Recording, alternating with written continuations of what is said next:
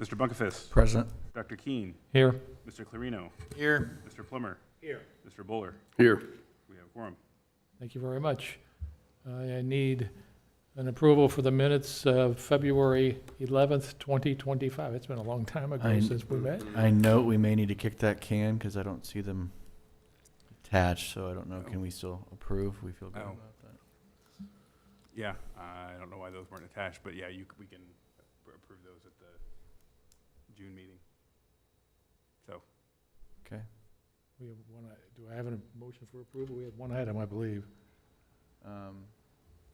Can we just approve it, or? they haven't read them. I don't think we've seen them. No, So they're not No. attached, so we'll have to postpone. till Okay, June. so Make a postpone that motion to till the next postpone till June. meeting?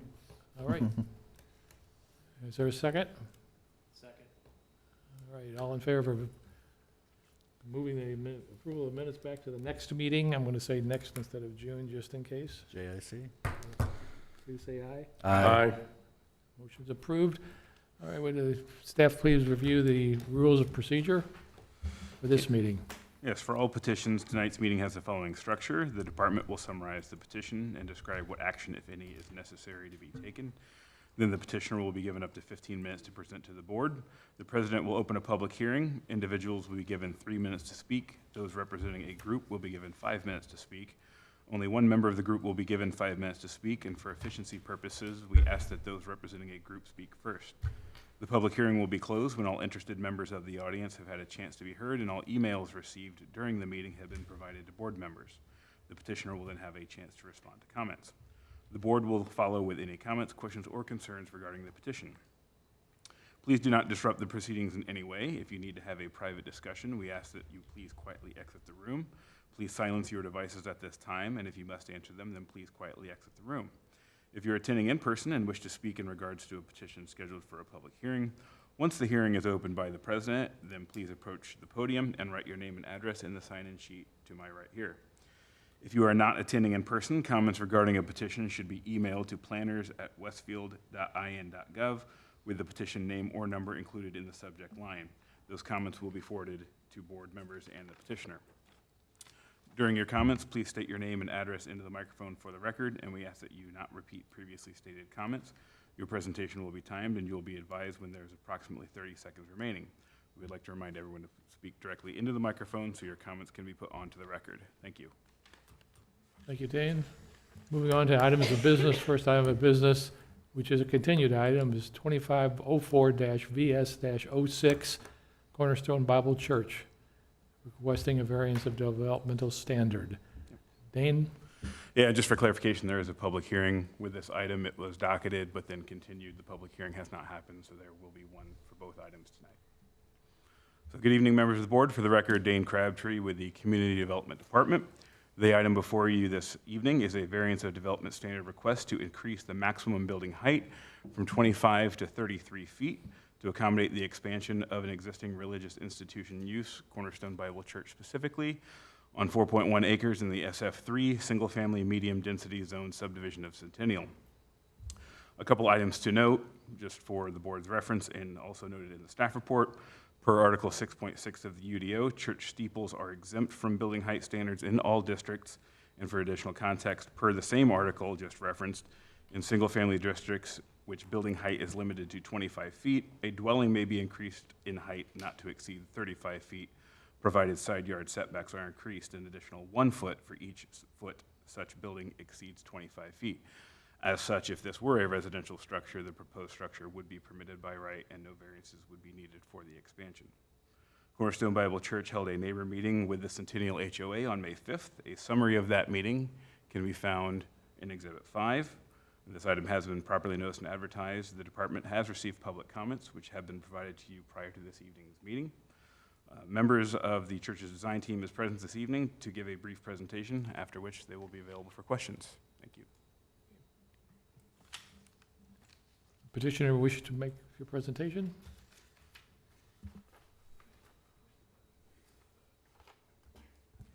Hello, my name is Barry Connectel. I'm an architect at KJG Architecture at 527 Sagamore Parkway in West Lafayette. Because this variance is a building item, I was nominated to be the petitioner for this item. Thank you for the summary. The church would like me to also add that there were some concerns raised at the meeting. Generally, it was regarding the parking and the traffic impacts that this expansion would have on the community, but the church wanted me to disclose their intent and desire to not grow substantially. One of the comments was, why not move to a new location where you have more land? But the church really does enjoy being a part of the community and being the centerpiece architecturally to the Centennial neighborhood, and that the goal of the sanctuary expansion is to be able to have their current membership in one service. So there is not a big push for expansion or growth with the church. They feel that this is kind of the minimum sanctuary to get them through their current growth that they've already been experiencing. As you will read in the report, there was discussion about the lighting in the parking lot, and the church is going to work to find a way to either dim the lights or replace the lamps so that they are not as bright in the evening. And they will continue to look for ways at dealing with the congestion and traffic that would be a result of this expansion. I guess finally, the goal and desire is to maintain the architectural appearance that the church has. So the sloped roofs and the New England style aesthetic is very important. They want this to fit into the neighborhood architecturally, and that is the reason that the height variance is requested tonight. So if you have any additional questions, I'd be happy to answer them. Members have any questions at this time before we open the public hearing? Yeah, what is the actual addition? I'm confused by your drawing here. Sure. What is the actual current church and what are you putting in? And where is it? So if you scroll to the left on that image, nope, that's the head-on. So there we go. The existing sanctuary is to the right of the taller piece. The new sanctuary addition would add about 9 feet to the ridge line of the current existing sanctuary. So where the cursor is, that is the new proposed sanctuary. And then, So as you face the church, it's to the right? which side are we standing? Yeah, it's all out in front. It's in front of us. Yeah. Yeah, so Where's the end of the church right now? right, yes, correct. Okay, so everything, That's the beginning of it. okay, so that whole thing is the Everything to the expansion. left is All right. That whole thing, correct. That's right. Very, very confusing drawing, okay. You can see, Larry, right here with the bold on the site, this is new. Right, Yeah. yeah, The steeple, the current steeple right now is in the middle, Can you- right it's there, right there, yeah. right here. Yes, Okay. correct. And what's the height, what's the current height, sorry if I can ask, the current height of the steeple now? Ooh. Because that's 44, you're adding, the new steeple is taller than, it's exempt from that standard, but it's over the height of the current steeple, which, I'm just looking at it on Google Maps, and it's hard to tell because it's a little different configuration. So it looks like maybe it's, what's the current ridge line of the roof? 25, so it looks like maybe the new steeple's about 10 feet taller than that, which would be 35, if I'm just guesstimating. 35, so this one's roughly 8 feet taller. than the existing.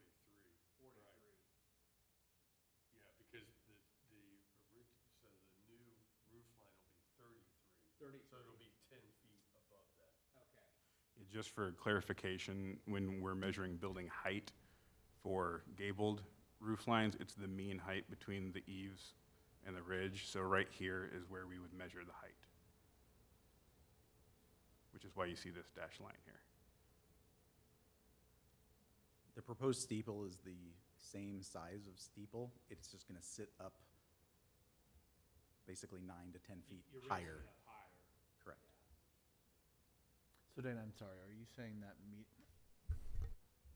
that median point is the 33, or the peak is still the 33? You're just saying you'll measure it based off of the median? This, where you see this dash line right here is where the 33-foot measurement is, because this is where we measure building height for gabled roofs. So the Okay. actual peak of the roof is another 10 feet above that? Because the 43 feet, okay, now I see 43 feet is even, it's actually 70, what is that height? 43 plus 30. Yeah.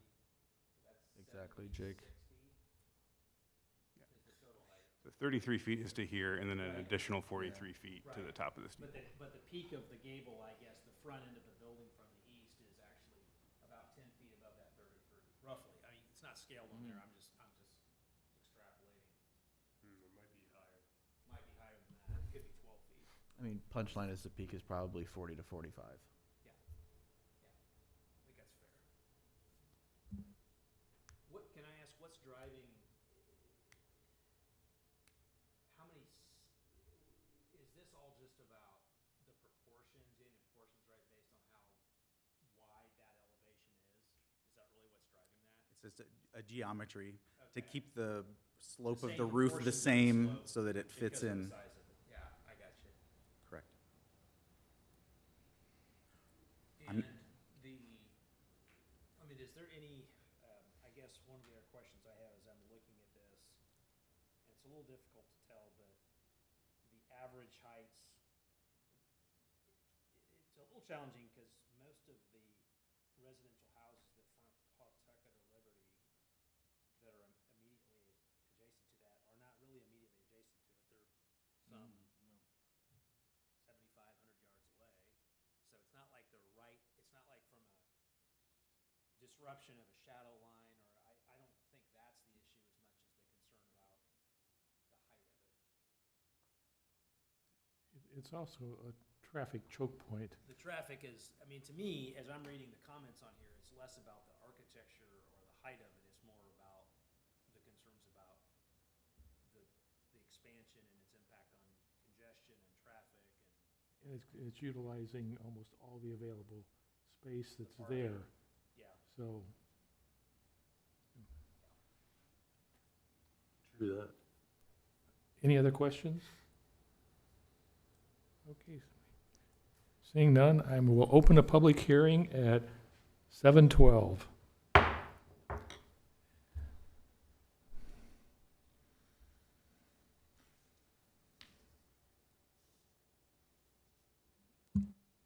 If anyone is here to speak on this petition, please come forward, sign your name, and you'll be.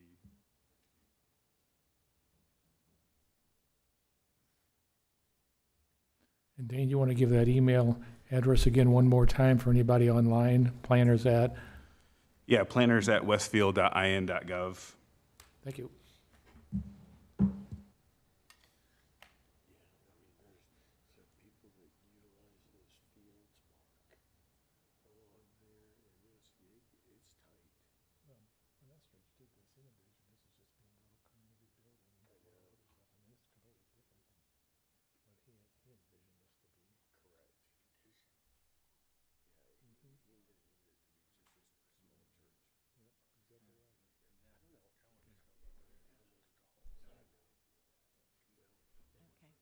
Hi, my name is Mary Pat Molesky, and I live at 671 Piedmont. You need to speak right into the microphone. Sure.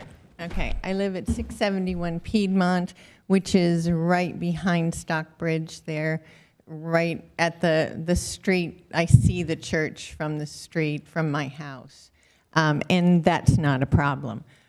We moved to this neighborhood when Mr. Estridge built it.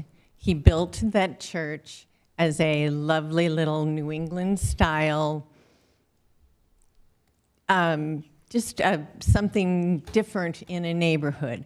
He's not with us anymore, so I can't ask him, but he had no intention of a mega church sitting inside our neighborhood. They have made several improvements and enlargements in the years we've lived there. And every time they get to do it because they're a church and they can do and follow whatever laws or rules they want. They are not only raising, but they are moving it out to cover more of the, almost out to the street. And it's going to be huge. It is already a mega church. We are a neighborhood, not on the corner where people in traffic, literally hundreds of cars come through there. And I know traffic has already been addressed, but it is an issue. Noise is an issue. There's more pedestrian traffic, and it's just not meant for a church of that size to be inside of a community. And I ask you, please, to not grant this new zoning measure. Thank you. Thank you.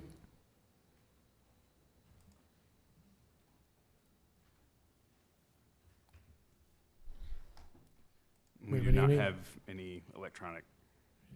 Last chance if anybody wants to speak. Seeing no one moving, I will close the public hearing at 7:15. Okay. Any of the BZA members have any other questions? I do, so you're going to have to come back up to the microphone. Could you tell me the timeline for expansion of this church since this, because this is not the original church, this is I think the second or the third iteration. So what's the timeline been for expansion? Yeah, in 2013 is when the current sanctuary that they utilize now was constructed. In 2021, they added some classrooms on the north and south sides.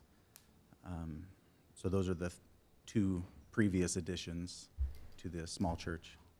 And am I right in assuming that this expansion will basically take the entire acreage that they own? That's right.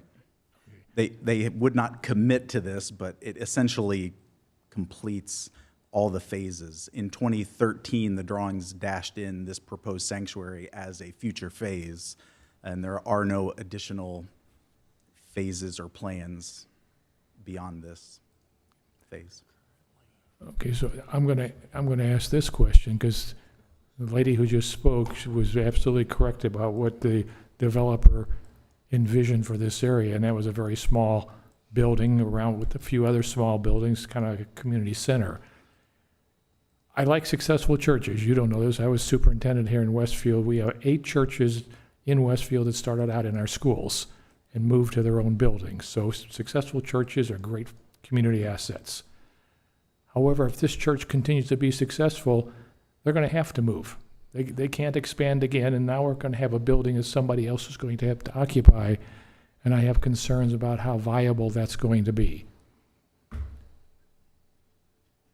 Have they discussed any of that with you, or you're just... I apologize, Okay, no. so the sacrificial lamb is up at the microphone.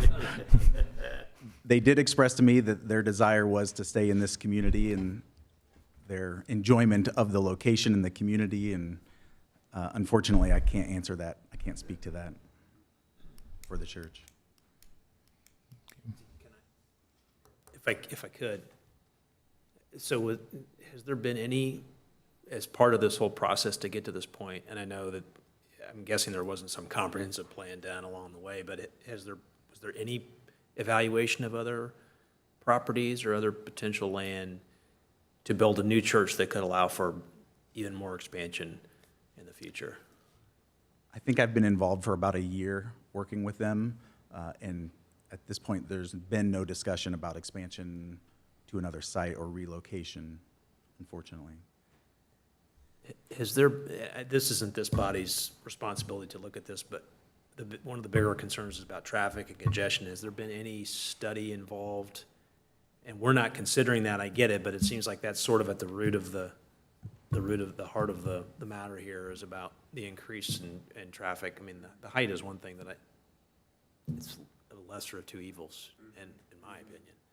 I can respond to that. There's been no traffic study involved. There's been requests to do that, but the Public Works Director has found that it would not serve any real value because the expansion of the church is permitted. So if they provide compliant plans, the expansion must be approved. So a parking study on an expansion would be a relatively moot point.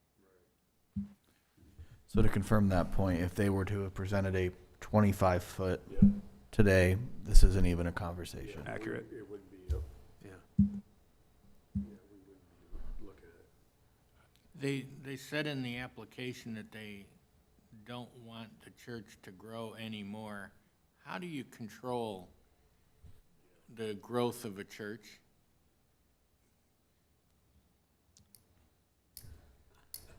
I'm an architect. Yeah, that's- We're asking the architect some fun questions The tonight. representative I here is would the just say, architect, yeah. not a member. I Yeah. would just say again. I would assume that if there is not sufficient parking, if it is inconvenient to attend, the likelihood of people wanting to attend would go down. Or they could add a second service. There's no guarantee that this is locked into a single service church.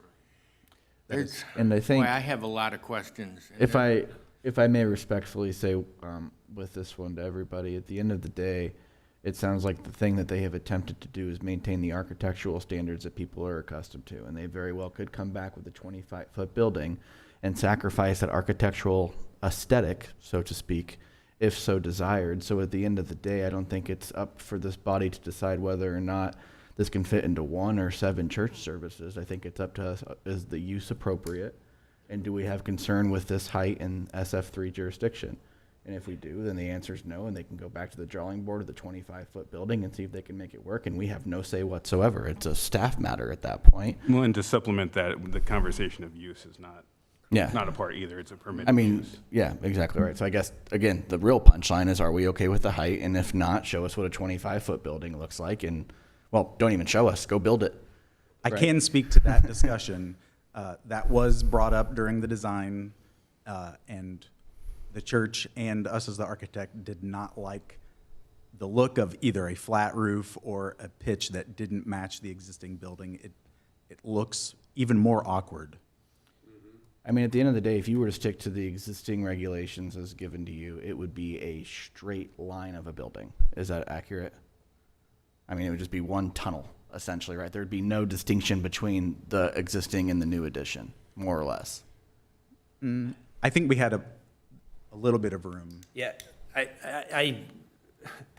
so my professional day job is as an architect, and I just have to say, as I look at this, that I think that sometimes we jump right to what we think is the right answer, but I've seen plenty of New England-style churches that, I mean, I look at the building we're in right now, that can be successful in a slightly more modest version. And I kind of feel, and this may be a pretty simple statement, that we're jumping the gun on if we approve this, because I do think that it's possible to get the square footage you need and to get the density that you need without having the height. I know it's not going to be exactly, it's not going to get the overall look that you want as far as the grandeur of the massing of this, but to me, I think, again, back to the original comment, I think that were you to do that, you wouldn't even be here today. It's not like it has to get approved if it stays within the height limitation.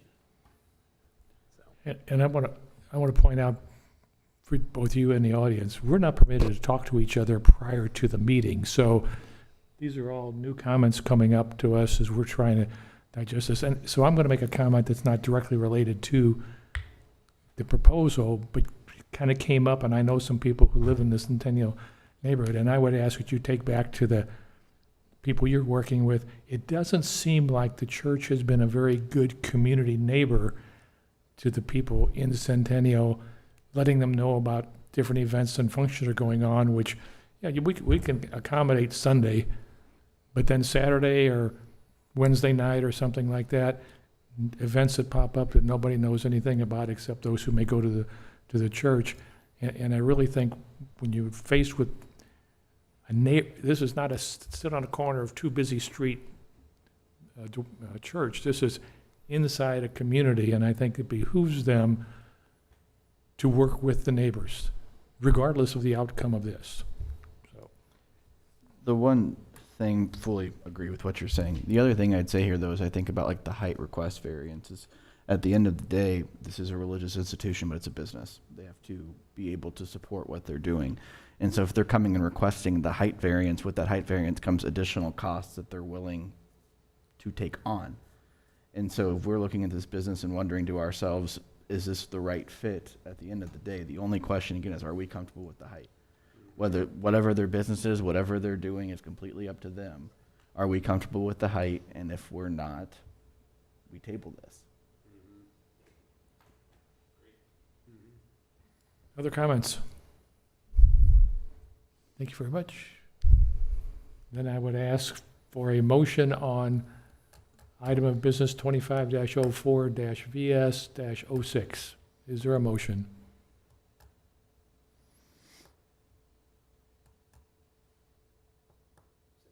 Can I ask a question related to that? So is one possibility, just making sure I understand on the table, to table this so that they can come back with a revised design? Or they revise the design and, If they revise the design to meet the standard, they do not need to come back. They do not need to come back. So this, Yeah. to me, this is either we vote to approve it. Yes or no? Or we vote not Yeah. to approve. And I just want to remind the board that you have the 3 factors. Those are the only 3 factors they're that you right here. consider. The approval Um, will not the be injurious. expansion, those are a little remote from the height factor, and so I would caution you on adding those into your consideration. Right. These 3. The approval will not be injurious to the public health, safety, morals, and the general welfare of the community. The use and value of the area adjacent to the property included in the variance will not be affected. Yeah. I think our bodies, our responsibility, specifically when I look at number 2, that's the one I have Correct. major reservations with, particularly when it comes to comments about property values. And this is legitimate comments, Sure. so I think it's on the Yeah, basis of I that mean- that I would. I am still waiting for a motion. You know, I am, Disapprove? Yeah, I'm going to make a motion to disapprove 2504 VS 06. Is there a second? I'll make a second. We have a motion and a second. Is there any discussion on this item? I don't want to not present a united front, but if there's 2 others that would vote for this, I'd actually be in favor of it. I'm not. So, And no ju- further just a reminder, conversation. if this is to disapprove, the vote is to disapprove, a yes vote is to disapprove, okay? That means if that passes, we will table the findings of fact, and then this board will have to adopt the findings of fact that reflect the disapproval at the next meeting. Just want that to be clear. And you understand the reason for the negative motion? I mean, that's, In order to I'm not a craft- member of the board. I'm just But in saying, order to if craft you the are, findings you of need to be facts. certain To, that you are denying this based on the findings of fact. Right. And I can amend that the motion to disapprove 2504 VS 06 is essentially on number 2. Okay? Yeah. And you know that this board's motion and what it does or does not do can be appealed back to the board. Yes. Okay. So the motion before you is to disapprove, and we have a And second. just a reminder, it's a negative motion, so a yes is a negative vote. So I asked to call the roll. Okay. Dr. Keen, Yes? Mr. Buller, Yes. Mr. Clarino, Yes. Mr. Plummer, Yes. Mr. Bunkefist. no. Motion to disallow this has been approved. So findings of fact will come up next month. Is that correct, Dane? Yes. All right. So we will now move on to the next item, which requires a public hearing, 2505-VS-07, Courtney and Jeffrey Brown. Dane, you're presenting.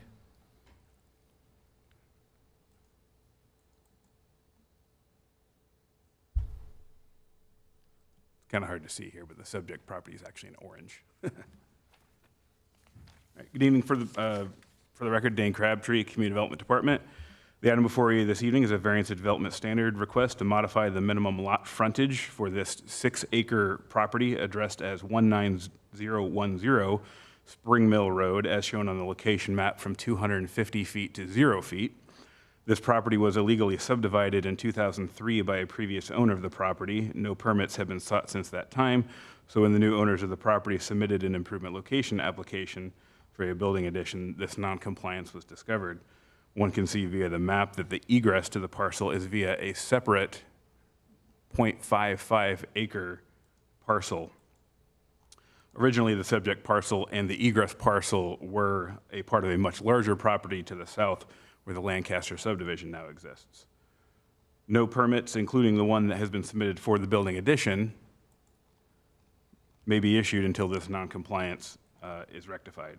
This item has been publicly noticed and advertised. The department has received no public comments. The petitioner is present this evening, but they don't plan to make a presentation, but they're available if there are questions. Okay. I think I will move into the public hearing, and then we'll do questions after that. So I will open the public hearing on item 2505-VS-07 at 7:30.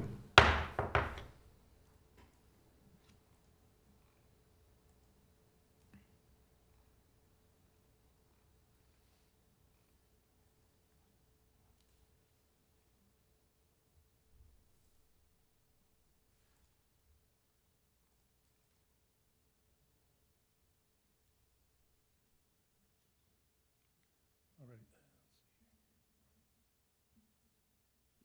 Is it on there? Okay. My name is Mike Hochberg. I live at 624 Cowley Drive, which on this, the plan, like where their house is right now, we're basically directly south and right where your mouse cursor is at, so directly to the south of the parcel. And I think, I know how these things work. There's something that was messed up in the past. We had a property up north that was like that too. So what I would share is we moved to this subdivision, of course, Lancaster's new home, about a year ago, a little bit over. This parcel, when we moved in, was used as an event venue and a short-term rental. So think Grand Park teams, weddings, things like that. Within our first couple weeks of being there, the Westfield police was out dealing with mobs of trespassers and vandals coming across from this place. So when our new neighbors moved in, it was a relief. We went away from having like a commercial operation as our neighbors to having a wonderful family. One of the things, so that's part one I'd like to share with you. The other part, having moved into one of the nicer communities in our state. Westfield is known. We moved here intentionally. In the development process, one of the things we see is a lot of the properties that get gobbled up or surrounded, like they're left over, aren't the nicest property. You drive down 186th Street and you're just like, wow, nice and new, and okay, I'll be nice. Like there's something to be said for these other properties. So when we see these plans, we hear the addition, our kids play together, this is what we want as our neighbors. So I don't even know if this is a technical issue you guys really have to consider as a board that's a problem. They have a beautiful driveway that goes into a beautiful parcel. Please, like I would move you as being the ones that will probably be some of the most impacted by this construction. Please approve this. We need this in our community. They're great neighbors, they contribute, we want our property values to go up. So I believe that's the impact that would be of most value from a directly impacted homeowner's position. Thank you.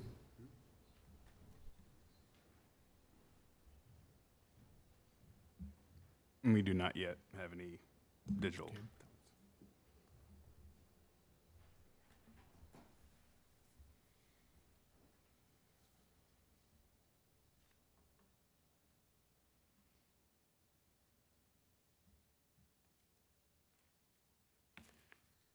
Are we on? My name's Jeff Brown. I actually own the property, and sometimes you don't know who your friends are, so thank you.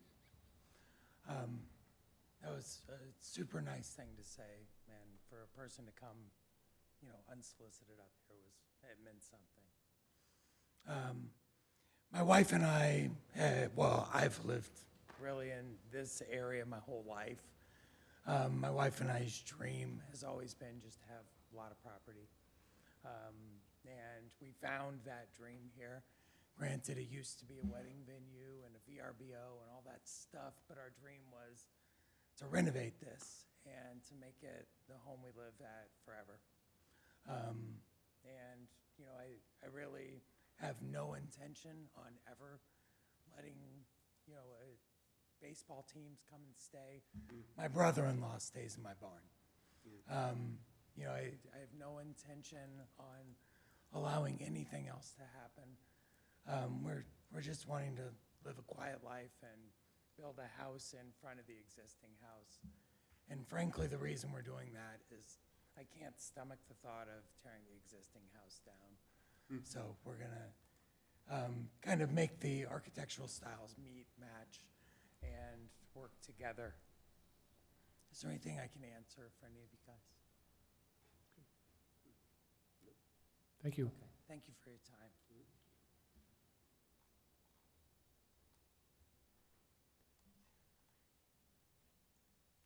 No other items come in? All right. Nope.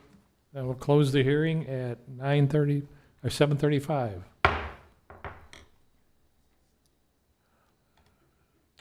Any of the members have a question of the petitioner? I'm just going to make a general comment. I'm always fascinated by when Westfield was a town and rapidly growing in the late 90s and early 2000s, how many things just slipped through the cracks. I mean, it's astounding, and this is one of those things. Illegally split it up without ever doing any kind of formal procedure, so. Looking for a motion on 2505-VS-07. Make a motion to approve 2505 VS07.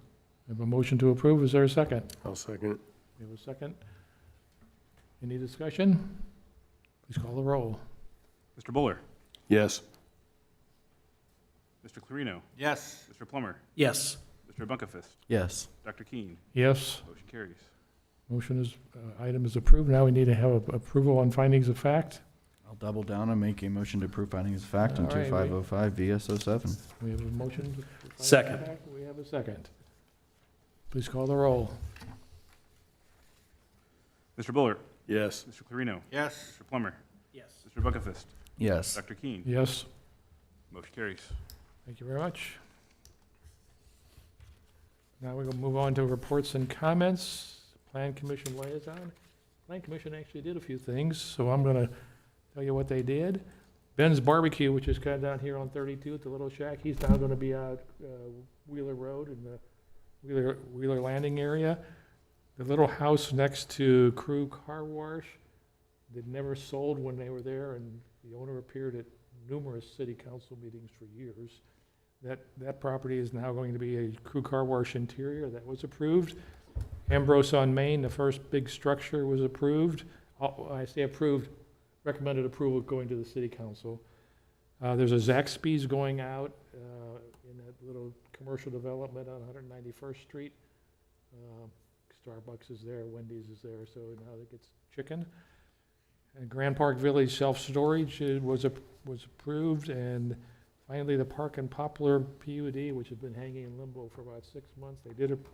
We did recommend approval of that, and I think the city council approved that last night. So I think that's now on its way. With the first thing to be built in the Park and Poplar development, it will be the parking garage, 520 to 550 parking spaces, and then it'll build around that. So it'll probably be next spring before it's actually all, the garage is functional, but at least the first garage, I think, of 4 is coming. That'll be available to the public. That's available to the public, yes. That's a public garage. There's also Right. stuff for the houses. So with that, any comments from the Economic Community Development Department? Nope, no comments. No comments? Okay, then need a motion for adjournment. So moved. Motion's made. Billy, second? I'll second. Second by Jeff. All in favor, signify by saying aye. Aye. Aye. Aye, we are adjourned. Good luck.